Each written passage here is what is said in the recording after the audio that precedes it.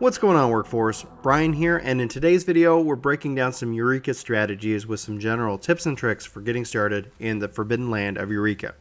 So without further ado, let's just go ahead and do this thing.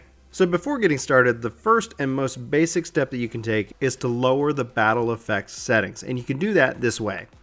Alright, so first things first, go under System, Character Configuration, Control Settings, locate your Character tab, and then down here under Battle Effects, you can lower this. You can say show none or show limited. Here is my minimum recommendation. Show your own, show limited on your party, and show none from others. The way that Eureka is structured is that there are going to be multiple parties farming the same camps over and over again, and it can get rather chaotic. In fact, when I had everything turned on, my system was processing it just fine. I just couldn't see any of the enemies because it was just a beautiful display of fireworks that were continuing to go off and off and off. So I just highly recommend that you would at least minimize those display settings so that way you can have a better experience and have a little bit easier time targeting the monsters in Eureka. So from here, the general strategy that really help improve NM spawn rates is to group up. Obviously, not just with a party of 8 people, but with other parties in the area. Farming particular groups or camps of monsters will have a chance of obviously spawning their NM or their counterpart. This is roughly around 90 to 100, so if you think of 3 chains of 30, this seems to be the general average to force the NM to pop.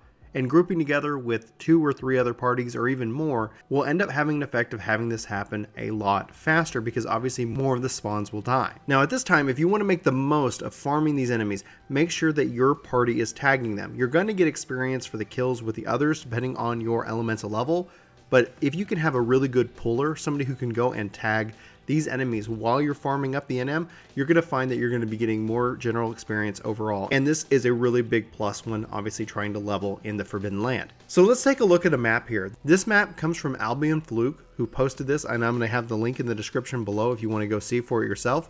But they put together a great map with various enemy types, their elemental, and the NMs that spawn in that area. So use this as a farming guide whenever communicating with other people in the Forbidden Land. So for example, farming Cactars will spawn the Cactar Fate. Farming the Sea Bishops will spawn the Lord of the Animos, and that's around level 7. Around level 8, you've got the Harpinas. Level 9, the Darners. Level 10, the Valbears.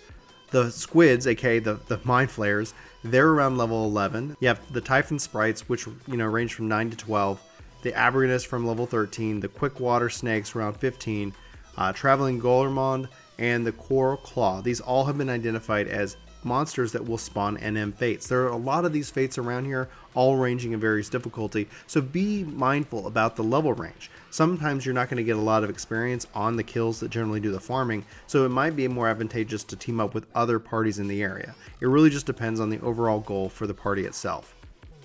Another quick and easy tip is that if you ever see anybody shout that a Feria spawned, you want to go locate that fairy and go stand in its AoE. This is going to give you an hour-long buff that's going to constantly be increasing your damage and healing you over time. It is not to be missed. So if a fairy pop is reported or you see it, make sure that you shout it out and share with others so that everybody can take advantage of this.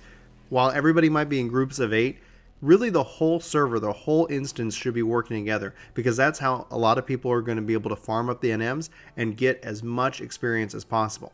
The NMs is where the experience and the loot lies. You're going to get experience for the kills. That ends up falling into finding the right group for the right event.